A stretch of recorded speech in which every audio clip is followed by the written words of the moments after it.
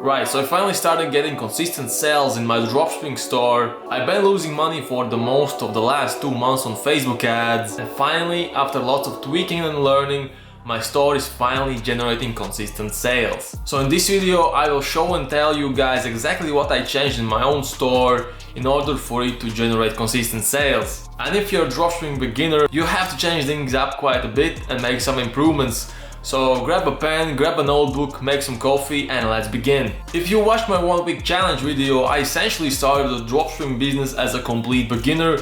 So this will kind of be a continuation on that video. By testing, tweaking and learning a lot, I've improved 3 very important aspects of my own dropshipping store that allowed me to reach 10 sales a day. The 3 aspects are product pages, credibility of your store, and Facebook ad strategy. And I'm going to be breaking down each of these 3 components so you guys can save a lot of money and, more importantly, time. So the first thing will be your product page. If you found a product that you think will sell well, you need to craft your descriptions and product pages. For the most part, the product page will be the only page most of your customers will ever visit, because you will probably be linking to your product page from your Facebook ads. So you gotta make sure your product pages looks like they were made by a company that knows what it's doing. Gone are the days when you can just write, a 1 simple paragraph in your product description and get sales. No, nowadays you will need to make your store look unique and basically not look like thousands of other Shopify cookie cutter stores. Also, most of the traffic you will receive will come from mobile, so make sure you optimize your website for mobile experience mainly. Why good product pages are so important is that they are basically the end of your marketing funnel. So you can throw thousands of dollars in Facebook ads with the best creatives the world has ever seen, but if your product pages look like a beginner dropshipping store from 2014 with the default Aliexpress product descriptions, you won't make a single sale.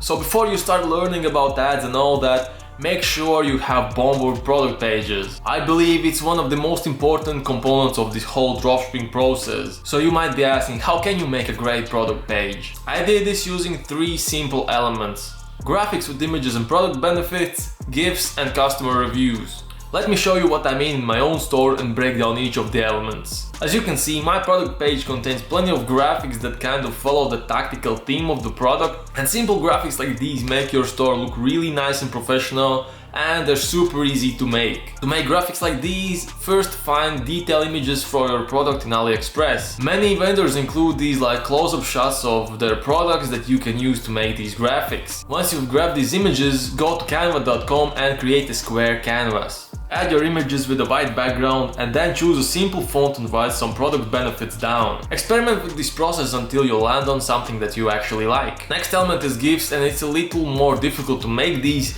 but they give a lot of oomph to your store, if you know what I mean. There are generally 2 ways to make GIFs. One is that you order the product yourself and film short clips of your product being used, or you can grab images from Aliexpress and make this kind of like a fast-paced slideshow like I've done here. I'm not gonna go in depth about how to make GIFs, there's plenty of tutorials here on YouTube. Also, be sure to include photos from customers as much as possible. If you can't find these photos, just find your competitors on Facebook and go to their photos section. Usually they're filled with customer photos because established dropshippers use photos like these as a social proof. And let me tell you, it works great. And there's no harm done if you take a couple of these pictures and put them in your own descriptions. You're basically selling the same product anyways, and it will boost credibility of your store a lot. And of course, if people trust your store, they're more likely to buy your product in the end. So the aspect number 2 is credibility of your business as a whole. And this is something that not many other dropshipping YouTubers talk about, but I think it's really important. Look, in 2021 most of people know what Aliexpress is. And so many have been scammed by Shopify dropshippers, including my mom, who is not that tech savvy. But since she was scammed once, she no longer trusts any online store unless it's a Nike or Asos or any other big brand store. This behavior from my mom reveals us 2 very important things that not many dropshippers even think about. First thing is that you need to make your store look unique and not like any Shopify store you've ever seen. Basically, the more unique the design, the better. If you can afford one, or if you already made sales with your product, order your product yourself.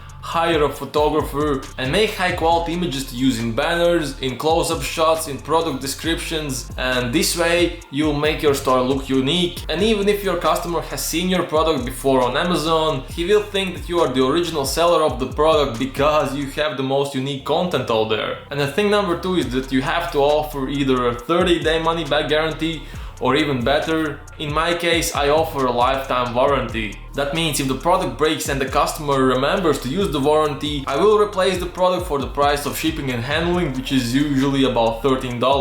Offering these kinds of warranties tells your customer that you're serious about your business and will have their backs if something breaks or goes wrong. And offering a simple warranty like this will drastically increase your conversion rate. And not that many even use warranties anyways, because if the product breaks a year or two later, they've probably forgotten about the warranty anyways. Okay, you made your product page look awesome and your store looks like a real business even my mom would buy from, so it's time to drive traffic with Facebook ads. Now believe it or not, I think this is the easiest part of it all. You just basically have to follow steps, analyze data and adjust. Now before you actually start to run ads on Facebook, I suggest that you order a video ad package from one of the many sites out there. I recommend viralecomads.com. They made this ad for me and it has gotten me sales already, so I can vouch for them. How they make ads is that they basically scrape the internet for videos of your product and make very highly converting ad with them. I recommend that you buy a split testing package where you get multiple videos. This way you will find your winner faster. And I highly recommend that you buy pre-made ads as a beginner. There are many different companies that do this. You can even get this done on Fiverr. You will save so much time and money if you go with pre-made ads, and they are not that expensive either, and they're made by professionals. Okay, before we make the actual ads,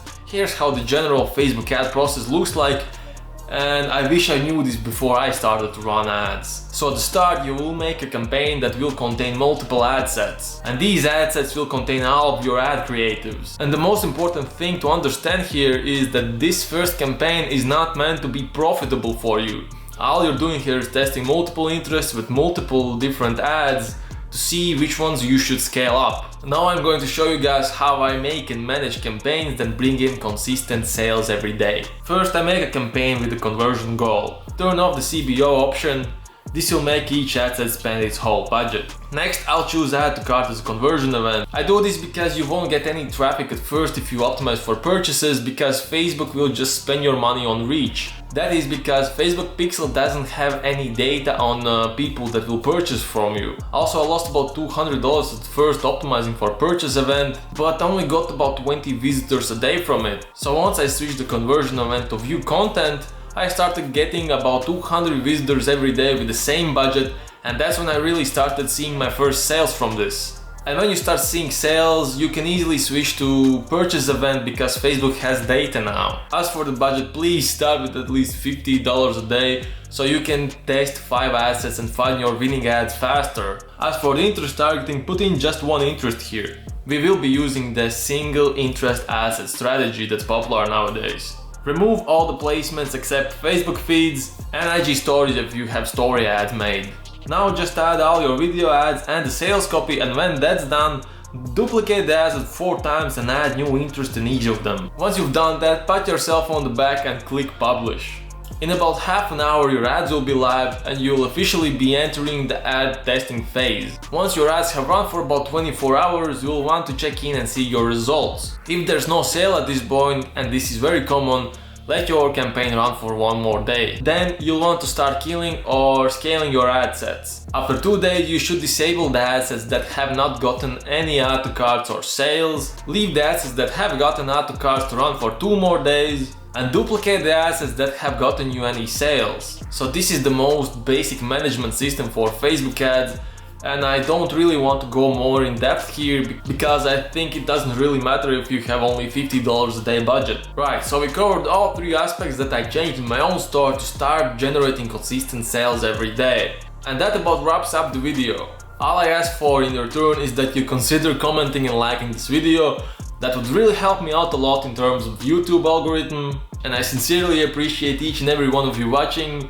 See you in the next one.